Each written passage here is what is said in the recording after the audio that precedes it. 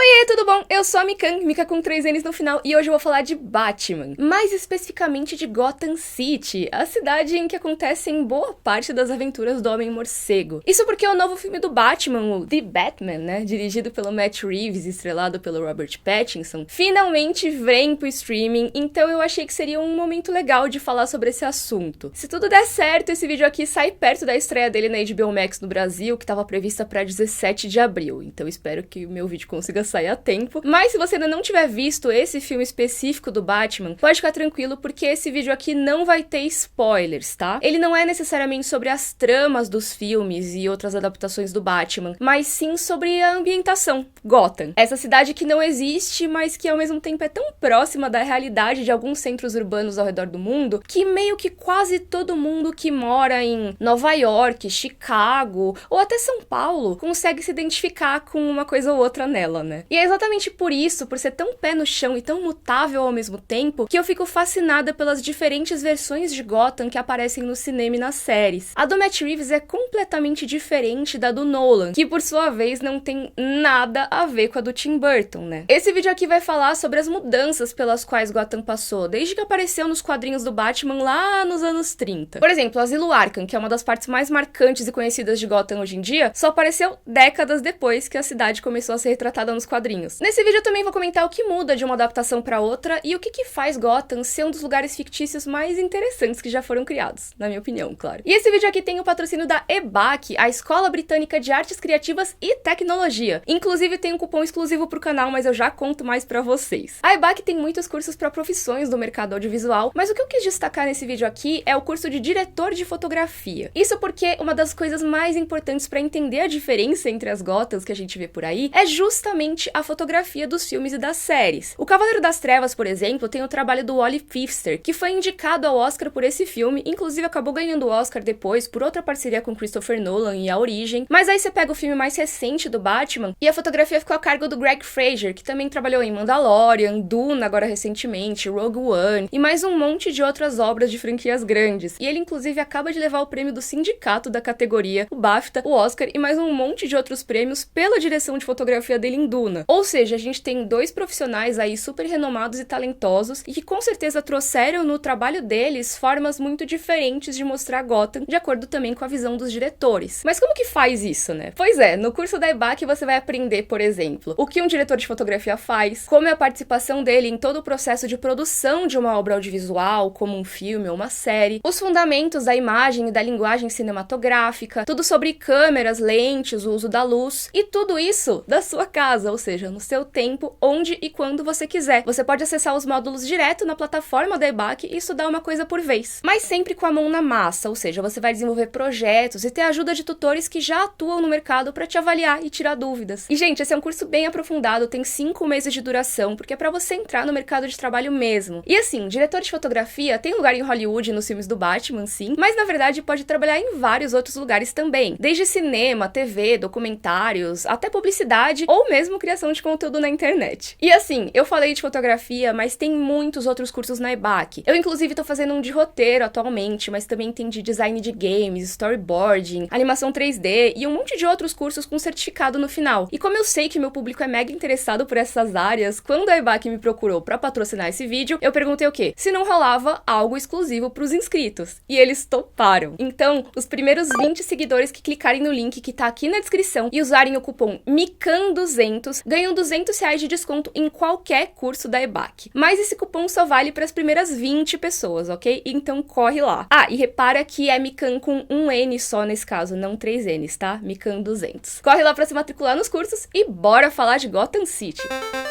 Todo mundo sabe que o Batman mora em Gotham, né? Ela talvez seja a cidade mais famosa de toda a ficção. Ela define os limites do universo do Batman. E por ser uma cidade que não existe, esse universo pode sempre ser reinventado e ser um reflexo tanto dos autores da época, quanto dos tempos em que eles vivem. Ao longo dos anos, a mitologia da cidade cresceu bastante. A gente sabe, por exemplo, que no centro da cidade, no coração dela, tem a Torre Wayne, o maior prédio da cidade, a base das indústrias Wayne, né, da família do Bruce, que é o Batman, enfim. A gente gente sabe que os vilões mais pirados do Batman vão pro asilo Arkham e o resto vai pra penitenciária de Blackgate. A gente sabe que o Bruce Wayne mora na mansão lá nos limites da cidade e que os pais dele foram mortos na rua Park Row, que é mais conhecida como Beco do Crime, logo depois deles verem a Máscara do Zorro no cinema Monarch. Quando ela é bem escrita, Gotham parece, ao mesmo tempo, uma cidade de verdade, que você poderia viver lá, mas ao mesmo tempo também parece um mundo paralelo, tão fantástico quanto a Terra-média ou Westeros. Mas diferente de uma Terra-média, por exemplo, que veio obsessivamente montada pela mente do Tolkien, Gotham foi construída lentamente ao longo de 80 anos por muita gente. Dezenas de roteiristas, desenhistas e também cineastas, sempre reinterpretando a cidade. Então ela é sempre mega diferente nas suas versões, né? Mas vamos lá, tecnicamente o consenso é que Gotham é uma cidade litorânea que fica na costa leste dos Estados Unidos, mais ou menos ali onde ficaria Nova Jersey. Mas os detalhes de como o mapa dos Estados Unidos funciona na DC, como tem várias cidades inventadas e tudo mais, isso não importa muito. O que importa é que quando o Batman foi criado nos quadrinhos, em 1939, Gotham City era simplesmente Nova York, porque era o lugar que o Bill Finger e Bob Kane moravam, os criadores do Batman, então, né? E também, né, Nova York era já um grande exemplo de metrópole moderna, caótica, cheia de crime organizado e ainda se recuperando dos efeitos da crise, né? Afinal, só recapitulando, pra quem não lembra, fazia só uma década da Grande Depressão de 1929, o mundo tava entrando em mais uma grande guerra, não era lá uma época muito otimista, né? Aí, pouco depois de um ano desse lançamento, já estava estabelecido o conceito de Gotham. Era próximo o suficiente do mundo real, mas maleável para qualquer extrapolação. O próprio Bill Finger disse que ele decidiu que não queria mais que a cidade fosse Nova York, especificamente, porque ele queria um lugar que os leitores de qualquer cidade pudessem se identificar, que nem eu falei lá no começo do vídeo. Ele primeiro pensou em chamar a cidade de Civic City, depois Capital City ou Coast City, até enfim decidir por Gotham, que também era um dos apelidos para Nova York da época, mas hoje em dia é bem mais associado ao Batman do que qualquer coisa. E assim, que bom que ele escolheu esse nome, porque os outros nomes, assim, desculpa, não eram tão legais, não. E essa escolha de nomes e cidades que as pessoas podem se identificar vale muito pra muitas coisas do universo DC, porque tem várias cidades fictícias. Você tem, por exemplo, Metrópolis e Smallville pro Super-Homem, Keystone City pro Flash, Coastal City pro Lanterna Verde, e por aí vai. É diferente da Marvel, que abertamente vai e coloca a maioria dos heróis, por exemplo, em Nova York ou alguma outra cidade muito conhecida, porque na Marvel eles sempre estão imersos abertamente na cultura pop e nos acontecimentos políticos daquele tempo. E assim, é óbvio que existem exceções nos dois casos, eu não tô falando nem que uma coisa é melhor do que a outra, só que são escolhas editoriais muito diferentes e muito interessantes por si só. Como esse vídeo é sobre Gotham, então a gente tá focando na DC, eu acho legal destacar que o ponto da DC é meio que um pouco isso, né? Os heróis dela podem existir como ícones nessas cidades fictícias que sempre vão ser familiares pros Estados Unidos modernos, tipo, sempre contemporâneas, mas ao mesmo tempo elas sempre são meio atemporais, meio anacrônicas. Inclusive, uma das coisas que eu acho mais interessantes do novo filme do Batman, e em muita coisa do Batman em geral, na verdade, é o anacronismo de Gotham. O contraste de uma trama que é cheia de coisa tecnológica, super moderna, em uma cidade que tem um estilo muito antigo e coisas muito antigas rolando. Mas ó, nas primeiras revistinhas do Batman, ele originalmente vivia nesse mundo que era todo soturno, né? Muito inspirado no que se lia nas revistas pulp, de personagens como o Sombra, então aquelas cidades cheias de gangsters, cientistas malucos, até vampiros às vezes. E assim, na época o Batman usava arma, quebrava o pescoço dos inimigos, assim, ele não era o Batman que a gente conhece hoje em dia, porque ele tava se desenvolvendo, né? Mas aí, com o passar do tempo, os quadrinhos foram bem rapidamente até se tornando mais leves, mais inofensivos. Teve aí a entrada do Robin nas histórias, então ele dava um ponto de vista oficial pras crianças, né? O Batman deixava de matar, virava esse herói que era marcado por um código moral que a gente conhece até hoje, né? Então se recusa a matar, vai ser esse mentor pro Robin e tudo mais. Como consequência disso, pelas décadas seguintes, o Batman ficou marcado como um cara sorridente, de queixão quadrado, que vivia essas aventuras com o Robin no mundo mais colorido, inventivo, que tinha vários vilões muito malucos, especialmente caracterizados pelos desenhos do Dick Sprang. E aí Gotham foi se tornando menos sinistra, mas muito mais exótica, então tinha vários prédios excêntricos, os supervilões tinham covis temáticos. E essa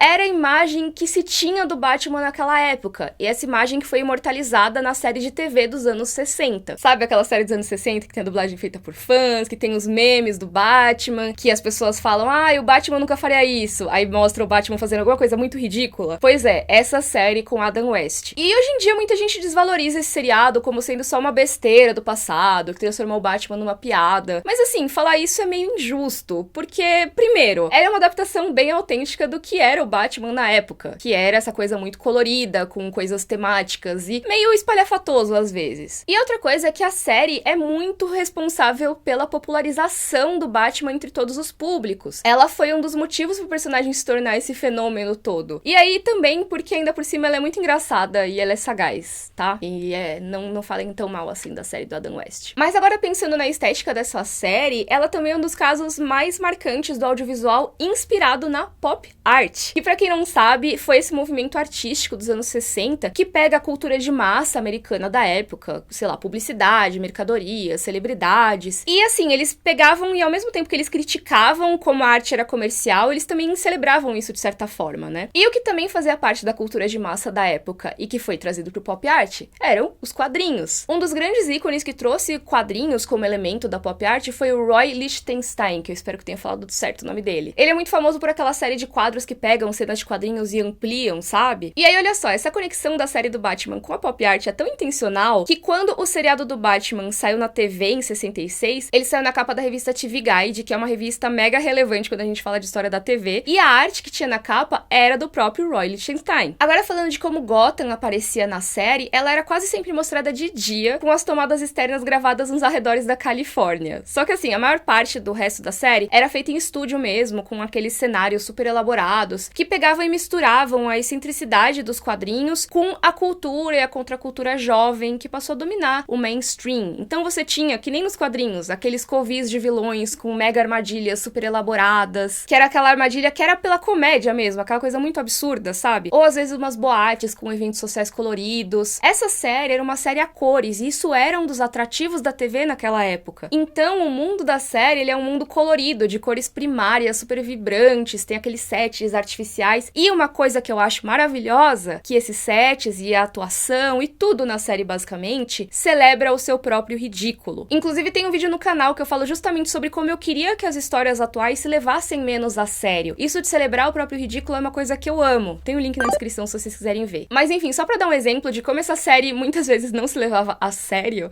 é que tem uma cena muito marcante com o Batman, o Robin e a Batgirl usando umas flautas pra atrair uns ratos mecânicos robôs explosivos. É muito louco. E assim, como se isso não fosse doido o suficiente já, o cenário, mesmo sendo tecnicamente lá no exterior da cidade e tudo mais, é um set que é muito minimalista, tem prédios com linhas brancas, é quase como se fosse um palco de teatro, sabe? Isso me lembra algumas coisas muito interessantes. Tem um vídeo meu da autópsia Game of Thrones que eu falo sobre a suspensão da descrença e como os palcos de teatro muitas vezes eles não são feitos pra representar de uma forma muito realista aquele cenário, mas sim pra trazer o destaque pro que tá no palco e você como público completa aquilo, né? Mas eu também lembrei de um momento que a gente cita no vídeo sobre Evangelion, eu e o Léo Kitsune, que ele fala de um momento do filme que tem uma parte que basicamente o cenário não existe, só que ele existe ao mesmo tempo. E eu acho que super cabe aqui, vou deixar os dois links na descrição. Mas enfim, esse cenário de Gotham funciona tanto como uma aventura infantil e ingênua, quanto até um deboche do absurdo dos quadrinhos, né? Isso que é bem legal. O resultado é que essa série ainda por cima transformou o Batman em um ícone do camp, que eu acho que é legal explicar aqui, que é uma estética que ela foi especialmente definida no ensaio da Susan Sontag da mesma época, e é meio que um termo que hoje em dia as pessoas discutem muito, mas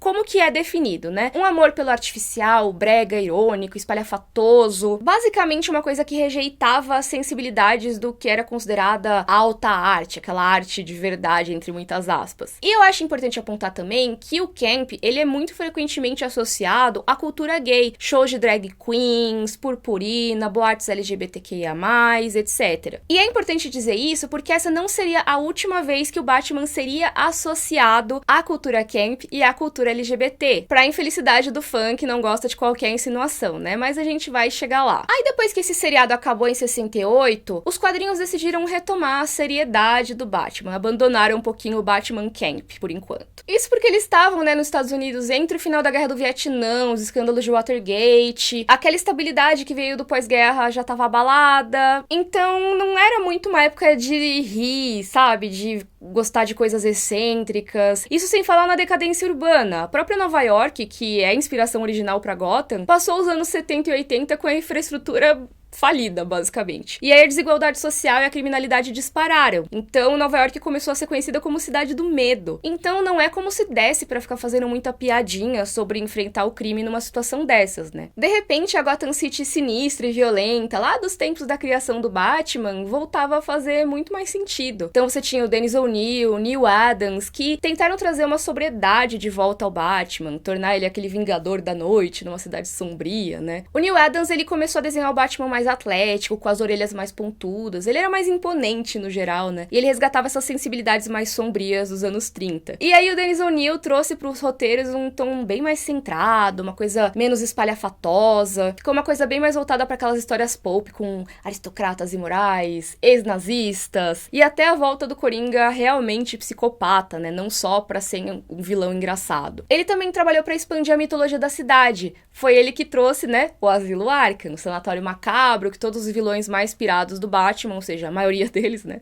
são mandados. Então, não, o Asilo Arkham não é algo que tem desde sempre nas HQs do Batman, apesar de ser um dos lugares mais conhecidos de Gotham. Foi também o O'Neil que definiu o lugar que os pais do Bruce Wayne foram assassinados como o Beco do Crime, que seria uma área pobre da cidade, que tá sempre naquele perigo de ser gentrificada, e que é de interesse especial pro Batman por motivos óbvios, né? E aí, vieram os anos 80, minha gente, onde as HQs entraram na maior bad vibe, cada vez mais buscando se redirecionar para um público mais adulto, colecionador, com maior poder de compra. Foi naquela época que rolou a crise das Infinitas Terras, um monte de continuidade foi pro brejo. Os quadrinhos, no geral, ficaram bem mais adultos e violentos, sabe aquela coisa? Pro Batman, o que isso quis dizer? O lançamento de O Cavaleiro das Trevas, do Frank Miller, em 86, que é provavelmente o gibi mais famoso do Batman, um deles, pelo menos. Essa história imagina o Bruce Wayne mais velho e bem amargurado, na verdade, voltando a ser Homem-Morcego. E aí é muito legal porque mostra a Gotham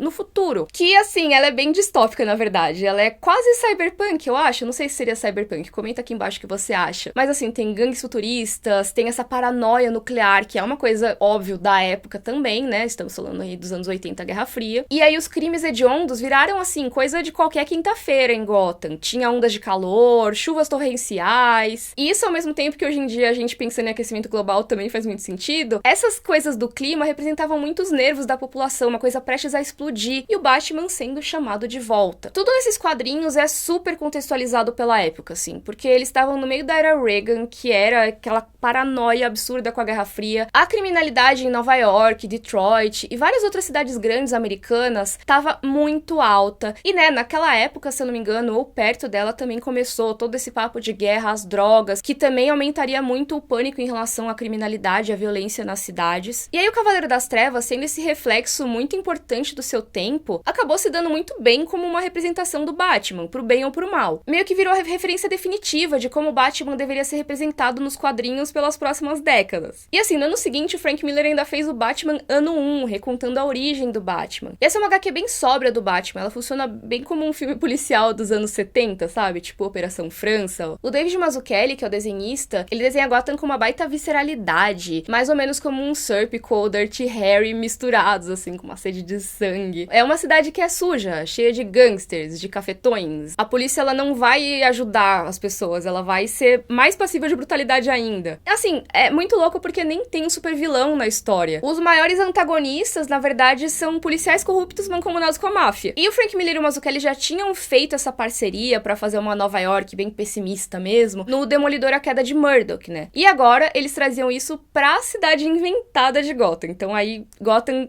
se torna Nova York, de certa forma, também, de novo. Só que sempre daquele jeito mais realista e desesperançoso que nunca. E, cara, assim, essa influência das HQs do Frank Miller é tão grande que, aos pouquinhos, ela começava a aparecer nas outras mídias. Porque, assim, naquela época, o Adam West ainda era muito referência, né, em geral. Mas as HQs do Frank Miller acabaram tomando esse lugar ao longo do tempo. Mas ia ter uma nova continuidade agora, porque em 89 o Batman finalmente volta aos cinemas com o primeiro blockbuster dele, dirigido pelo Tim Burton, que já tinha feito sucesso com Beetlejuice, aí ele conseguiu entrar nos filmes de alto orçamento com o Batman, que foi o primeiro mega hit dele, né, o primeiro blockbuster, e fez Hollywood e o grande público reavaliarem o potencial do Batman. Aí assim, falando da estética do filme, muito da marca registrada do Tim Burton consiste em pegar algumas coisas do expressionismo alemão, só que processado para um público moderno e em massa. Eu acho que é legal falar do que é expressionismo alemão, porque é muito importante aí pro cinema, né? Ele é um movimento que surge depois do final da Primeira Guerra, a Alemanha tinha sido derrotada, tava completamente falida na República de Weimar, você deve ter visto essa parte na escola. E os cineastas pegavam e faziam uma mise-en-scène, ou seja, né, a composição de tudo que está na câmera, espero que eu tenha falado certo, tô muito chique nesse vídeo. Eles pegavam e faziam essa mise-en-scène abstrata em vez de realista. Ou seja, os cenários, eles não eram exatamente como seriam na vida real, eles poderiam ser angulosos e distorcidos, a iluminação pode ter esse contraste super alto entre luz e sombras, a maquiagem e os figurinos dos personagens eram pesados e macabros, tudo isso como uma forma de externalizar o psicológico perturbado daqueles personagens no mundo dos filmes deles. Então, muitas vezes a fotografia, o design de produção e tudo mais acabavam refletindo esses sentimentos. E às vezes esse sentimento não era nem só dos personagens, mas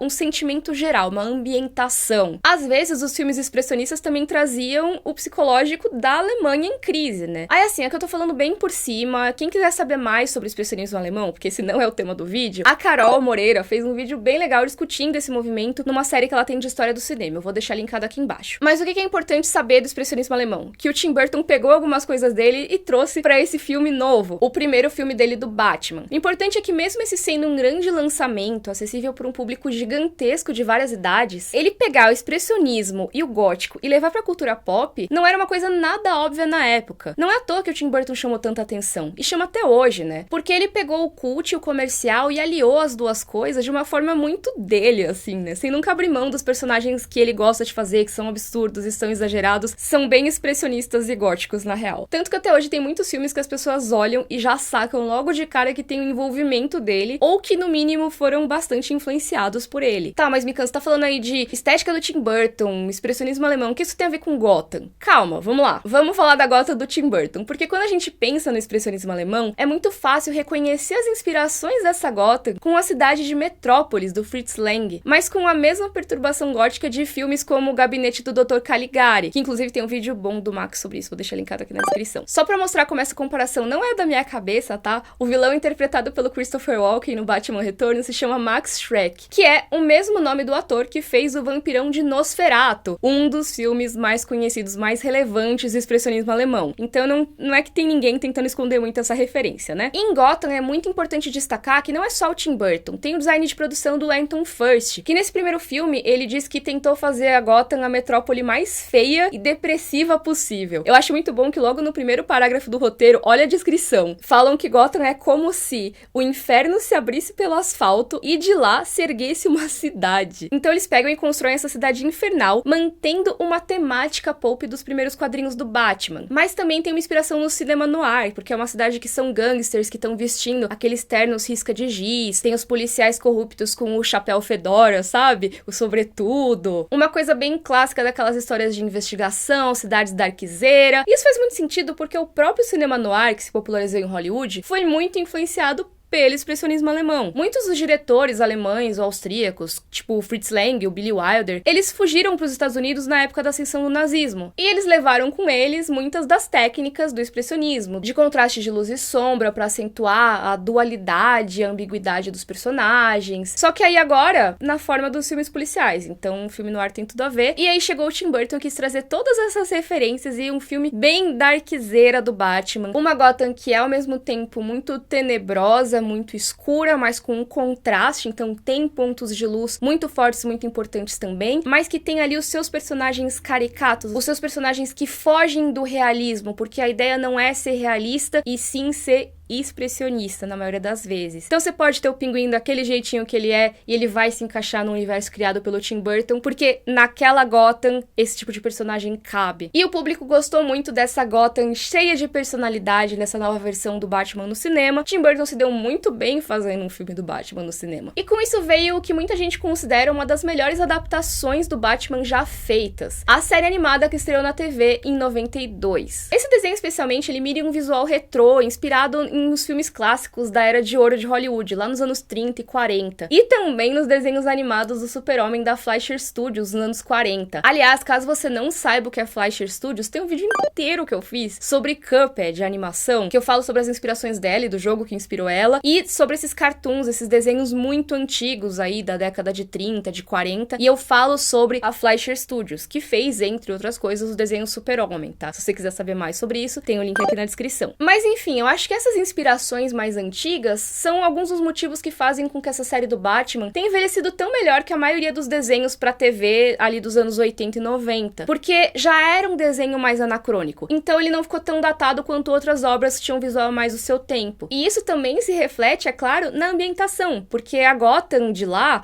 não é uma cidade dos anos 90. Ela é especialmente inspirada na Art Deco, que é um movimento artístico que era super famoso ali nos anos 20 e expressava essa noção de modernidade com linhas simples, formas geométricas e tal. E ó, lembra que eu falei do Fritz Lang de Metrópolis? Art Deco também era uma grande inspiração pra ele na época. Assim, se você não sabe o que é, se você já jogou BioShock, por exemplo, você sabe mais ou menos como é esse estilo, porque ele é uma das inspirações pra arquitetura de Rapture. E muitos desses prédios antigos, prédios de banco e prédios de Nova York, tem esse estilo também. A arquitetura de Nova York é muito associada à Art Deco. Tem exemplos famosos, tipo o Empire State, o Chrysler Building, sabe? Aquele edifício Chrysler. E aí, como a gente sabe que Gotham muitas vezes é Nova York, né? Nada mais Gotham do que trazer a arquitetura Art Deco, que é a arquitetura característica de Nova York, né? Mas, para dar um toque soturno e bem especial para essa estética, os cenários da animação do Batman, eles eram desenhados em papel preto, em vez de papel branco, como seria comum em outras animações. E isso acaba dando um visual naturalmente escuro para todo o desenho, porque eles não tinham que ficar pintando de preto o que era noite, o que era escuro. Era naturalmente escuro. Os criadores da série até apelidaram essa identidade visual do desenho de Dark Deco, porque, né, Art Deco com a escuridão. Só que o que eu acho legal é que, assim, não era uma série de época. Essa série do Batman não é porque ela tem prédios que parecem dos anos 20 que tudo é dos anos 20. E até nem sei se chega a ser um anacronismo, porque na verdade é uma coisa meio de outro mundo, são coisas que não necessariamente existem. É diferente desse filme novo do Matt Reeves, que tem as coisas ultra tecnológicas, mas você vê que os objetos tecnológicos, são meio dias de hoje. A cidade é que parece mais antiga. Nesse caso, seria mais o que o pessoal chama de estética retrofuturista. Por quê? Porque o Batman, ele tem supercomputadores, mas eles parecem todos analógicos, e eles têm tela em preto e branco. A polícia patrulha o céu em dirigíveis, o que é uma coisa completamente louca, mas quando você pensa na inspiração, não fica tão louco assim, porque uma referência muito importante pro retrofuturismo da animação e pro retrofuturismo em geral, na verdade, é a Feira Mundial de Nova York de 1939, que se propõe a imaginar como seria o mundo de amanhã. Eu amo esse tipo de coisa. Hoje em dia ela é lembrada como essa grande referência de como as pessoas imaginavam o futuro nessa época. Aliás, eu tenho um vídeo aqui no canal que é sobre outra época, mas que fala muito sobre como algumas das ficções científicas clássicas retratam o futuro como alguma data entre 2010 ou 2020. Só que agora a gente já passou dessas datas, então a gente tá vivendo no futuro, basicamente. Só que no caso dessa feira de 39, o futuro deles era nos anos 60. E, gente, sério, eu amo essas especulações sobre carros voadores e coisas do futuro, assim, é muito maravilhoso. Eu poderia ficar o dia inteiro falando só disso. Mas vamos voltar a falar de Batman aqui, porque no longa dessa série, A Máscara do Fantasma, eles mostram um flashback em que o Bruce Wayne vai numa feira que é claramente inspirada nessa de 39. E aí, no tempo presente, esse lugar que teve a feira tá completamente abandonado e decadente e virou o esconderijo do Coringa. Como se esse futuro do passado, enfim, tivesse chegado, mas ele não é tão legal quanto eles imaginaram. O que eu acho que faz total sentido com Gotham, que é aquela cidade lá que tem essa arquitetura toda grandiosa, Art Deco e tudo mais, mas ao mesmo tempo tá toda decadente com a criminalidade e a própria tecnologia não consegue ser uma tecnologia que se desenvolve a ponto de ser como a gente usa, a tela do computador é preto e branco e tudo mais. E crescendo em cima desse conceito de futurismo, depois do fim dessa série animada, eles ainda fizeram o Batman do futuro, que mostra o Bruce Wayne septuagenário sendo o mentor do Terry McGinnis, que se tornaria o novo Batman. E o que chama atenção nessa Gotham do futuro é que ela é muito influenciada por anime, principalmente aí Akira. Acho que as gangues de motoqueiros palhaços são uma referência bem óbvia, mas eu acho que o conceito-chave de Gotham é que ela agora sempre tem a energia de uma grande rave, assim, basicamente. Ela é como se tivesse uma nova subcultura, um cyberpunk em tempos de revolução digital. E se você for parar pra pensar, Isso faz total sentido, porque a época que essa série foi lançada é a mesma época em que a gente teve o lançamento de Matrix. Tinha muitas obras falando disso, discutindo esse futuro. Enquanto isso, no cinema, o Tim Burton saiu como diretor dos filmes do Batman e entrou o Joel Schumacher pra fazer os infames Batman Eternamente e Batman e Robin. E por que isso rolou? Porque o Batman Retorno foi meio esquisito, desconfortável, e lembra que eu falei que o Tim Burton tinha a personalidade dele? Então, foi meio personalidade demais, e o estúdio ficou meio,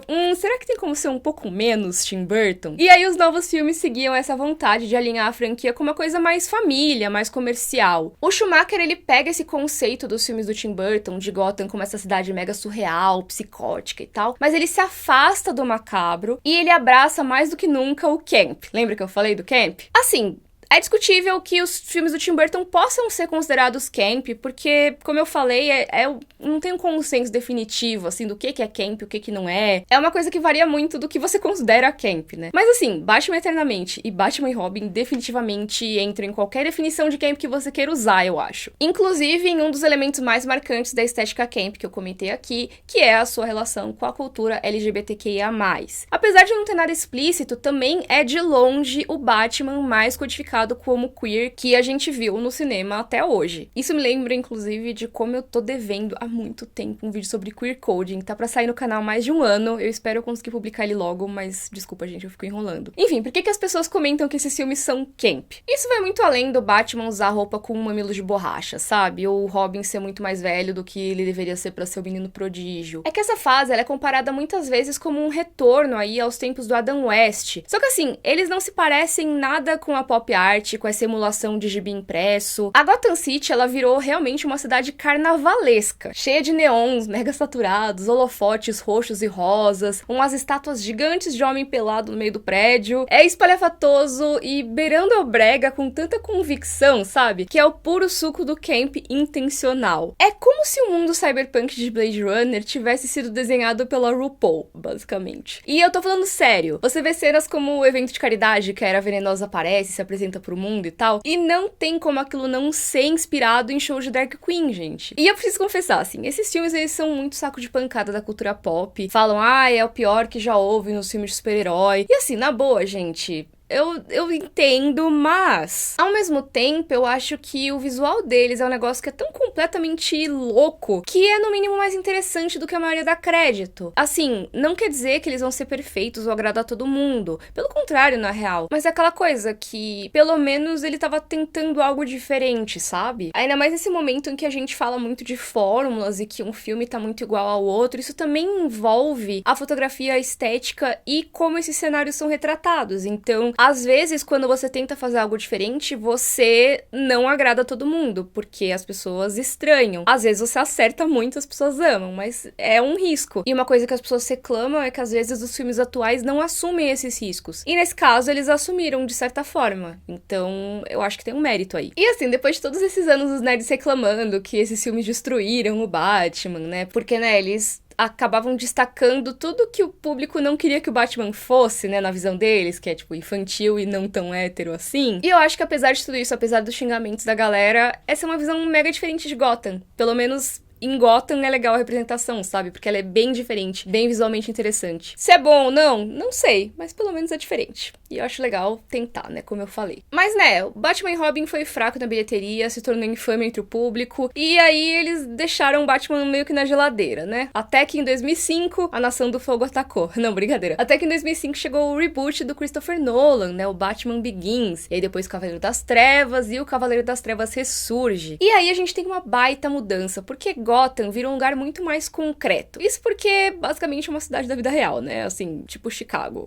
Muito Chicago. Tem alguns pedaços de outras cidades também, mas principalmente Chicago. Antes do Nolan, Gotham era retratada como esse universo que era mais artificial, mais abstrato, né? Desde a série dos anos 60 até chegar na apoteose dos filmes mega carnavalescos do Schumacher. Só que, né, essa perspectiva tava impopular entre o público agora, porque os filmes não foram bem recebidos. E os filmes do Nolan são basicamente uma resposta direta a isso. A trilogia do Nolan traz essa coisa do sombrio e realista, com tudo que isso traz em volta, seja bom ou ruim. Todos os exageros que são associados ao Batman agora são mega justificados, né, explicados, e qualquer elemento de fantasia ou ficção científica é reinventado para que possa ter uma explicação plausível na vida real. Tipo o Ra's al Ghul, que agora não é mais imortal de verdade, ou o Coringa, que realmente precisa pintar a cara e o cabelo, o Bane, que não vai necessariamente precisar mais usar aquele soro pra virar um super monstrão. Mas ainda assim, mesmo a trilogia sendo bem pé no chão em geral, a Gotham que a gente vê em Batman Begins é bem diferente da que a gente vê nos outros 2 filmes depois. Porque assim, né, o Nolan ele já tem Chicago como referência no primeiro filme, mas ele não para por aí. Porque no começo dele, quando o Bruce Wayne ainda é criança, tem essa coisa de uma metrópole moderna, uma promessa de uma metrópole moderna. Aqueles trens elevados, né, ligando a cidade toda, tipo Tóquio, assim, ou outras metrópoles. Só que conforme os anos vão se passando, essa promessa vai se perdendo, né, e Gotham vai se tornando uma cidade mais suja, mais sombria, mais como a gente conhece aí da representação dela darkzeira. E esse é um filme que dá muita ênfase nisso, né, nesses temas de decadência urbana, corrupção, que nem a gente tinha visto antes nos quadrinhos. Tem o Batman Ano 1, por exemplo, que é uma baita referência óbvia desse filme. Muito do filme se passa nesse bairro, que é um bairro chamado The Narrows, um bairro mais pobre da cidade. E esse bairro também se baseia em um lugar da vida real, apesar de não ser nos Estados Unidos, que é a cidade morada de Kowloon, a maior favela vertical da história. Se você nunca viu, procura mais a respeito da história desse lugar, porque é mega interessante. Eu não vou entrar aqui pra esse vídeo não ficar maior ainda, mas enfim. Em The Narrows parece que sempre tá chovendo, ou o lugar sempre tá cheio de fumaça, ou o gás do medo do espantalho, né? E aí as imagens são super noturnas e tem a luz amarela dos postes, que dá aquele tom decadente. Eu acho interessante porque aqui a inspiração do Nolan ela é bem externa e, entre muitas aspas, né, exótica. Mas essa Gotham ainda é bem mais pé no chão do que as que a gente tinha visto antes no cinema, sabe? Não é que nem o Tim Burton, por exemplo, o Schumacher. Ela é muito mais verossímil, né? Mas ela ainda não é tão realista quanto o Nolan queria chegar nos outros filmes, porque ela ainda tem essa vibe de local opressivo, tem a iluminação e o clima mais diferentes do que você esperaria numa cidade de vida real. Então a gente ainda traz um pouco dessa coisa que não é tão realista assim, que vem lá do expressionismo alemão com Tim Burton e tudo mais, pra trazer essa ambientação de uma Gotham sombria e opressiva. Aí, a partir do Cavaleiro das Trevas, a identidade visual dos filmes muda um pouquinho, porque a cidade já vira uma reprodução mais próxima de Chicago. A maior referência estética pro Nolan provavelmente é Heat, né, Fogo contra Fogo, do Michael Mann, que assim, é uma mega influência pra muita gente, né, porque ele basicamente reinventou a forma de filmar filmes de ação, de contar essas histórias policiais, e você vê bastante essas referências, por exemplo, na cena de abertura do assalto ao banco, tem a perseguição com um caminhão também, tem bem a cara desses filmes. Isso também ajuda a dar uma nova cara pra criminalidade de Gotham, porque assim, é bem interessante isso, porque desafia as nossas expectativas em relação aos criminosos de Gotham, aos vilões de Gotham. Até mesmo do que esperar de um filme do Batman e de um filme de super-heróis, né? Porque assim, como Gotham tava parecendo muito uma cidade real, a gente podia muito bem imaginar aquelas cenas acontecendo na vida real, de certa forma. Algo que dificilmente aconteceria num dos filmes do Burton ou do Schumacher, porque assim, a Gotham deles não parece qualquer lugar de verdade que você moraria ou visitaria. E aí, o designer de produção da trilogia do Nolan, Nathan Crowley, falou uma coisa interessante. Ele fala que como naquele momento, né, a história chegou num ponto em que as autoridades estão mais no controle da cidade, depois da chegada do Batman, ele quis colocar uma arquitetura bem limpa e modernista, como a de Chicago, pra comunicar essa ideia. E aí gera um contraste bem grande com quando eles mostravam The Narrows no primeiro filme, né? E aí faz sentido mesmo usar essa arquitetura de Chicago pra Gotham. Só que aí assim, né, é uma cidade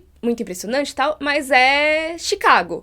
A gente sabe que existe, reconhece de certa forma. Eu nunca fui pra Chicago, mas dá pra imaginar que aquilo existe na vida real, porque existe. E assim, ao mesmo tempo que isso tira um pouco da graça, de certa forma, porque o legal de Gotham é que ela não é nenhuma cidade e é várias ao mesmo tempo, esse realismo ajuda também no clima do filme, porque ele ajuda a refletir o novo medo americano das ameaças terroristas, né? A gente não pode esquecer que esses filmes foram feitos depois de 2001, ou seja, Hollywood estava num momento bem complicado, né, de se preocupar muito com o terrorismo, ameaças externas e internas e coisas que poderiam acontecer do nada enquanto você tá só tentando viver na sua cidade. E aí é bastante interessante como isso é mostrado na trilogia do Nolan, porque em vez de uma cidade distópica, Gotham parece uma cidade moderna, uma metrópole majestosa, com um sistema e uma sociedade que supostamente estão funcionando. E isso se torna algo mega assustador quando você você vê que essa sociedade, essa Gotham super bonitinha, né, tecnicamente organizada e tal, pode ser facilmente desestabilizada pelos ataques de alguém tipo o Coringa. Isso mexe diretamente com aquelas inseguranças do público americano depois dos 11 de setembro, porque foi meio que isso que rolou. Eles estavam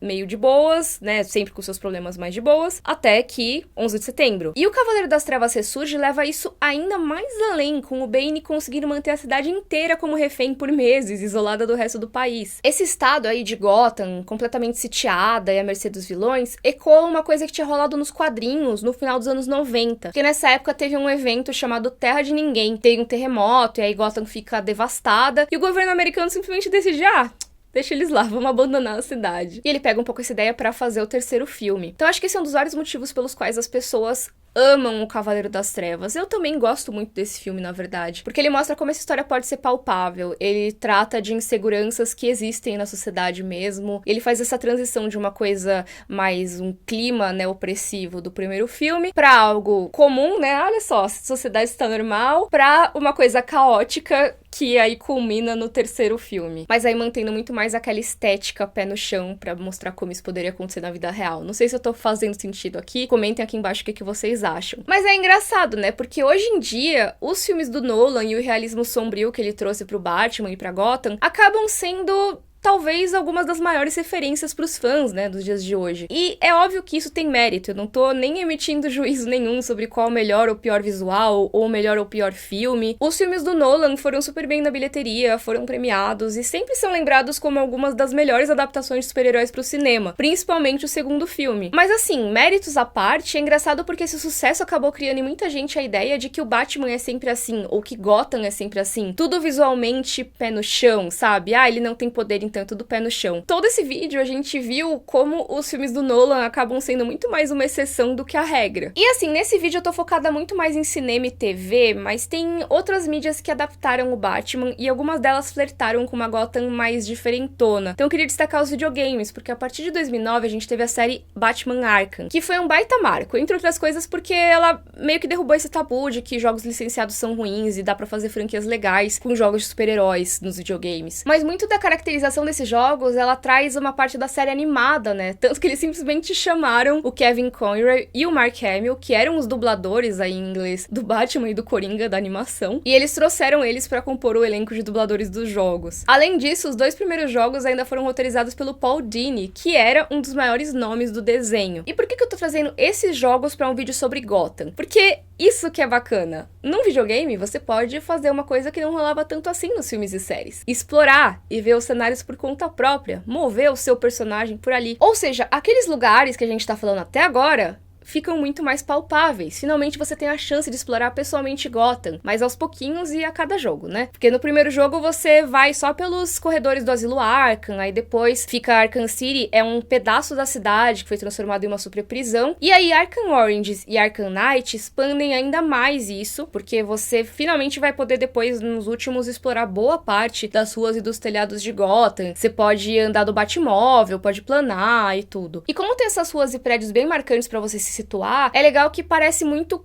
como um lugar que existe de verdade, sabe? Tem até os jogadores que fazem mapas, né? Eles constroem os mapas da cidade, comparam com mapas de Nova York e tudo mais. Mas uma coisa que eu acho interessante é que mesmo os dois primeiros jogos saindo na época entre os dois últimos filmes do Nolan, ou seja, quando o Nolan tava mais em alta possível, o Heath Ledger tinha ganho lá o Oscar e tudo, a estética dos jogos e dos filmes diverge bastante, porque não é um jogo do filme, é um cânone próprio que é inspirado nos quadrinhos. Se for parar pra pensar, talvez o visual dos jogos ele deva um pouquinho mais até aos filmes do Tim Burton, de certa forma. Porque apesar dele ser um jogo mundo aberto que você pode explorar e ele vai se expandindo a cada jogo, cada cantinho dele tem um monte de escuridão, tem um monte de bizarrice e tem várias coisas mega excêntricas que trazem a ficção científica e o misticismo que tem bastante nos quadrinhos do Batman. Talvez seja uma das traduções mais interessantes do Batman dos quadrinhos para outras mídias. Enquanto isso, na TV, saiu em 2014 uma série chamada Gotham, justamente. Que, né, a cidade vai pro título. E essa série série eu vi só o começo dela, vou ser sincera, não vi o que ela se tornou depois, eu sei que tem gente que reclama, mas eu vi a primeira temporada. Ela é uma série que mostra o Jim Gordon novinho, muito antes de ser comissário, e ele é o Ryan de The O.C. E essa série, teoricamente, é uma prequel, né? Então ela serve como uma história de origem, não só pro Gordon, mas pro Batman e pra vários dos vilões. Só que depois disso que ela acabou virando uma grande confusão, tem a própria continuidade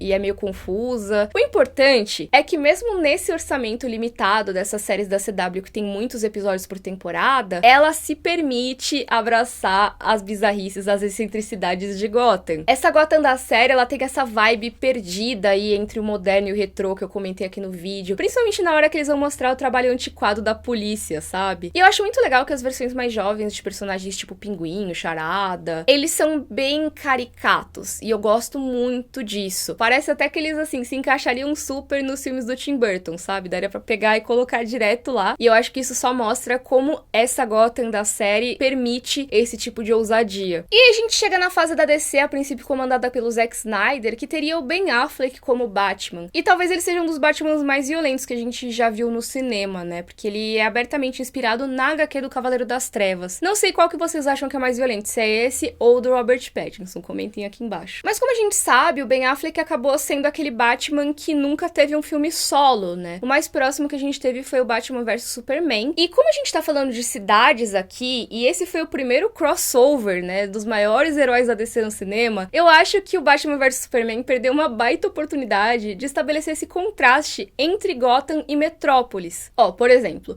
quando a mesma galera que trabalhou na série animada do Batman fez a série do Super-Homem, eles fizeram Metrópolis mega ensolarada e futurista. Porque aí, quando o Batman e o Super-Homem eventualmente se encontram, o choque entre os mundos deles é muito óbvio. Só que aí no filme, Gotham e Metrópolis meio que são cidades irmãs, é uma colada na outra e não tem nenhum senso de ambientação muito forte pra diferenciar qualquer uma das duas. Elas são sempre super escuras e dessaturadas. Que essa semelhança entre Gotham e Metrópolis reflete que o filme meio que falhou em entender que um filme sobre o Batman e o Super-Homem tem que ser um filme sobre o contraste entre os dois. Isso inclui também mostrar o contraste entre os mundos de onde eles vêm. Mas olha só que interessante, apesar de tecnicamente ser no mesmo universo que o Batman vs Superman, a Gotham de Aves de Rapina é super diferente, que em vez de parecer Chicago ou Nova York, dessa vez a cidade estava bem mais inspirada em Los Angeles. E aí é muito louco, porque até agora a gente não tinha ouvido falar de nada assim em costa oeste dos Estados Unidos, né? Era tudo as cidades antigas e escuras ali da costa leste. O que é a Gotham de Aves de Rapina? Ela é razoavelmente realista, mas ela tem muita coisa mais cômica, violenta, neon. Até porque, né, a gente tá falando de uma história contada aí na perspectiva da Arlequina, então faz sentido. Eu pessoalmente gosto muito desse filme, inclusive eu tenho um vídeo que comenta porque ele tecnicamente flopou e tudo mais. Mas pensando na ambientação dele, eu adoro que ele lembra que sempre Gotham vai ter algum parque de diversões abandonado por perto que serve pra ter algum confronto entre heróis e vilões, sabe? A Cathy Yan, que dirigiu o filme, ela disse que ela buscou inspiração desde os filmes do Nolan até o do Schumacher. E eu acho que dá pra entender como que ela tenta chegar num meio termo disso. Pra mim funciona, eu quero saber se funcionou pra vocês. E é legal como nos últimos anos a gente teve várias versões de Gotham, né? Porque em 2019, também super recente, a gente teve o filme do Coringa do Joaquin Phoenix, dirigido pelo Todd Phillips. E a Gotham nesse filme é, assim, super inspirada em Nova York, no auge daquela decadência urbana dos anos 70 e 80, que eu até comentei aqui sobre os quadrinhos, lembra? E no cinema essa decadência também tinha sido retratada em alguns filmes como Taxi Driver, Desejo de Matar, esses filmes que ajudaram a cimentar a narrativa do homem pacato, né? Supostamente pacato, que vive numa sociedade e explode num surto de violência porque a sociedade faz ele fazer isso, né? E não só o filme do Coringa se passa nessa época, mas ele também busca emular essa estética da nova Hollywood, que é como é chamado esse período em que teve essa nova geração aí de cineastas americanos que tinha essa visão autoral bem específica, tipo Martin Scorsese, que aliás foi uma baita inspiração pra Coringa, que ele fez o Taxi Driver e o Rei da Comédia, que é uma trama bem parecida, né? E além dos filmes do Scorsese, tem outros filmes da época que serviram bastante de referência, tipo Rede de Intrigas, ou Operação França, que eu já tinha mencionado aqui, Cowboy da Meia-Noite. E assim, com essas referências, essa é provavelmente a Gotham mais abertamente Nova York que a gente já viu no cinema. Mesmo que por incrível que pareça, o filme não tenha sido filmado em Nova York, foi filmado em Nova Jersey, porque a Nova York dos dias de hoje é extremamente diferente da Nova York daquela época, olha só que irônico. Mas a ideia de filmar essa Nova York é criar esse mundo, assim, que é tão alienante, tão violento, que a gente começa a entender um pouco sobre como que esse ambiente transformou a cabeça do Coringa. Não é à toa que a primeira coisa que tem no filme é o noticiário dizendo que tem uma infestação de ratos, uma infestação imensa, porque teve greve dos garis e ninguém recolhe o lixo há muito tempo e agora a cidade tá coberta de lixo, sabe? É isso, e esse é só o começo. Aí a gente finalmente chega ao novo filme do Batman, que estreou agora em 2022, foi dirigido pelo Matt Reeves e com o Robert Pattinson como protagonista. Eu acabei não fazendo vídeo específico sobre esse filme, mas tem um episódio todo do Cena Aberta, o podcast que eu participo com o Max e o PH, sobre esse filme. E a gente fala, inclusive, bastante sobre a nossa impressão de Gotham nesse filme. Mas só pra falar rapidinho aqui, pra combinar com esse Batman, que é bem assim, essa vibe grunge, emo, detetive, o Matt Reeves trouxe um pouco do gótico de volta pra cidade, que, né, a cidade se chama Gotham e não é à toa. Mas, ao mesmo tempo, é muito difícil que os filmes hoje em dia, eles se desprendam do realismo do Nolan. Então, eu acho que o Matt Reeves, ele buscou um meio termo entre o realismo do Nolan e o expressionismo mais fantástico do Tim Burton. Vocês acham que faz sentido? Acham que funcionou? Eu curti bastante esse meio termo, pra ser sincera. Eu gosto bastante dessa versão de Gotham. Porque, mais uma vez, você tem uma cidade decadente, né? Então, ela é presa fácil de policiais, políticos corruptos, que nem a gente viu não só em Batman Begins, mas também nos quadrinhos, né? No Batman Ano 1, Batman Ano 0. E isso abre caminho, essa corrupção toda, não só pro surgimento do Batman, que aparece no filme bem no comecinho da carreira dele, mas também outros vigilantes. Tipo essa versão do Charada que é bem assassino do Zodíaco, né? Inclusive eu amei toda a trama de investigação do filme. É, pra mim, uma das melhores partes. Não sei o que vocês acharam. Mas, voltando a Gotham, uma coisa bem interessante é que esse filme foi filmado em Londres e Nova York, misturando a arquitetura das duas cidades, pra criar essa narrativa de uma Gotham que teve um boom econômico no pré-guerra, quando a arquitetura seguia esses estilos mais experimentais, mas ela caiu uma crise que se arrasta até hoje. E eu confesso que alguns dos planos que a gente vê no começo, com os becos escuros, as avenidas claustrofóbicas, cheias de telas, neons, essas coisas, elas acabavam trazendo pra mim um pouco da Gotham dos jogos de videogame, né, dos Batman Arkham, inclusive. Não sei o que vocês acham. Mas assim, né, esse filme é, na essência, um filme de investigação, de caça de serial killer, e como a gente falou do Assassino do Zodíaco, não dá pra não falar do David Fincher, que é uma das inspirações, eu acredito, filmes dele como Zodíaco, e principalmente pra essa ambientação, Seven, porque nos anos 90 a gente tinha esses filmes de suspense aí, super prestigiosos, depois do Silêncio dos Inocentes e tal, e um deles é Seven, que é de 95, e ele era esse filme aí super denso, cínico pra caramba, transforma a cidade em um personagem, especialmente pela direção de fotografia. O Darius Conde, ele pega e usa cores frias, contrastes intensos, tem esses planos de câmera super longos e mega calculados. Assim, uma coisa que é muito louca em Seven é que não tem nada no mundo do filme que seja irreconhecível de uma cidade normal. Tipo, uma rua, uma delegacia, um prédio abandonado. Você podia achar isso na sua própria cidade, dependendo de onde você mora, sabe? Então é realista. Mas ainda assim, eles fazem de um jeito que parece que você tá em outra dimensão. Porque é um mundo que ele é sujo, mas ao mesmo tempo ele é imaculado. Ele tem uma dualidade muito grande entre esses dois lados, sabe? Essa parte mais corrupta, essa parte mais ética e tal. E outra coisa interessante da ambientação é que Seven nunca define exatamente em que cidade ele se passa. Porque não importa, ele poderia se passar em qualquer cidade grande. Ele poderia ser em Nova York, Chicago, Detroit, ou até mesmo Gotham. Então não é à toa que ele se tornou uma grande referência pro filme novo, porque é meio que o conceito original da Gotham. Lembra que eu falei do Bill Finger lá no começo? Dessa Gotham que pode ser qualquer cidade e nenhuma ao mesmo tempo. Eu gostei muito, inclusive, dessa decisão de filmar em mais de uma cidade, porque traz exatamente isso. Vira uma coisa familiar, porque você reconhece aí, isso aqui talvez seja Londres, talvez seja Nova York, mas nunca se encaixa 100% em algo específico. E a própria ambientação anacrônica do filme traz isso pra mim o tempo todo. Porque, assim, é uma cidade que tecnicamente tá nos dias de hoje, né? Porque tem um monte de gente conectada à internet vendo as lives do Charada, tem sites, tem artefatos mega tecnológicos. Então, assim, é moderno. Você tem aqueles letreiros neons que se destacam na neblina e na chuva. É uma coisa bem neo-noir, cyberpunk, né? Mas, ao mesmo tempo, alguns carros são mais quadradinhos, dá aquela vibe mais antiga. As roupas não são necessariamente super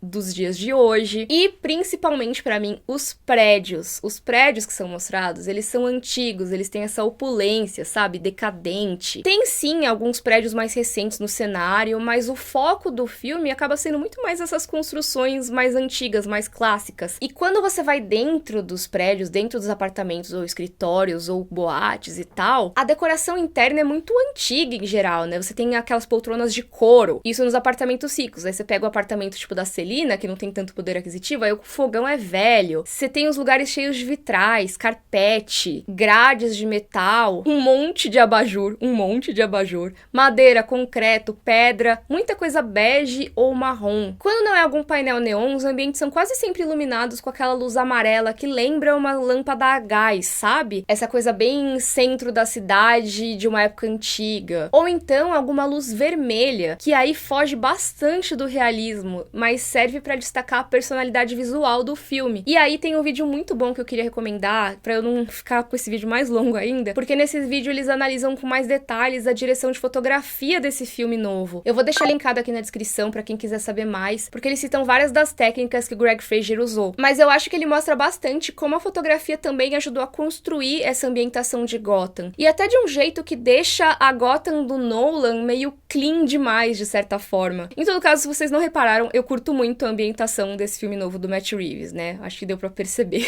Enfim, mais um vídeo imenso nesse canal. Socorro, eu não consigo mais fazer vídeo curto, meu Deus. Mas é porque esse é um assunto que eu adoro e eu acho que ver como vai ser a nova versão de Gotham é sempre um dos principais motivos pra que eu vá assistir a um filme do Batman. Não sei se tem mais alguém que pensa dessa forma nos comentários, assim, alguém pensa parecido comigo. Se tiver, me conta. E aproveita pra me falar qual é a sua versão de Gotham preferida. E assim, eu com certeza não falei de tudo aqui, então vocês podem complementar aí nos comentários, porque tem muitas versões do Batman e de Gotham. Lembrando que aqui na descrição tem todos os links que eu citei, inclusive o link da EBAC com cupom de desconto pro canal. Corre antes que esgote. E se você gostou, por favor, curte o vídeo, assina o canal. Um beijo e até a próxima. Tchau, tchau!